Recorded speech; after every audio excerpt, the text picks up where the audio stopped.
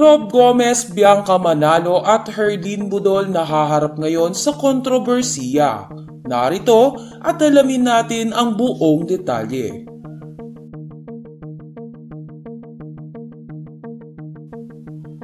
Mainit na pinag-uusapan ngayon ang mga post sa social media ng kapuso actor na si Rob Gomez. Sa dalawang latest Instagram post kasi ni Rob ay mababasa ang screenshots ng pakikipagpalitan niya ng mensahe kina Herlyn Budol at Bianca Manalo.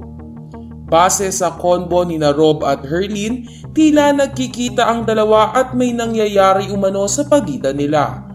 Sa huling set of picture kasi sa Instagram account ni Rob na nakatag kay Herlyn, may dalawang pregnancy test na makikita. Sa isa namang screenshot ay mababasa rin ang mensahe ng partner ni Rob na si Shyla Bertera kay Herlyn Budol na nais nitong makipag-usap sa kanya pero walang reply si Herlyn sa nasabing mensahe. Sa kabilang banda ay may kumakalat din na screenshots na nag-chat si Bianca kay Rob kung pwede raw itong makipagkita sa kanya ng 7 AM. Nasa Makati area daw siya at kasama ang kanyang mga aso. Kung pwede raw ito, babalik daw kaagad siya sa BGC o Bonifacio Global City. He's not here. He's in Valenzuela. Saad pa umano ni Bianca Manalo na tinutukoy umano ang kanyang kasintahang senador na si Win Gatchalian. Maaalala na bago maging senador ito ay naging mayor muna ito ng Valenzuela.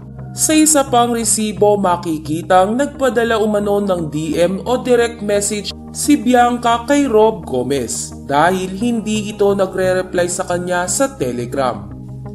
Mababasa rito na, "You didn't reply on Telegram. Meron ka na naman na-pick up na ibang girl, no?" Samantala, wala pang reaksyon ng mga nabanggit na pangalan. Hinala naman ng ilan ay ang asawa ni Rob Gomez ang nagpakalat ng mga conversation nila sa social media.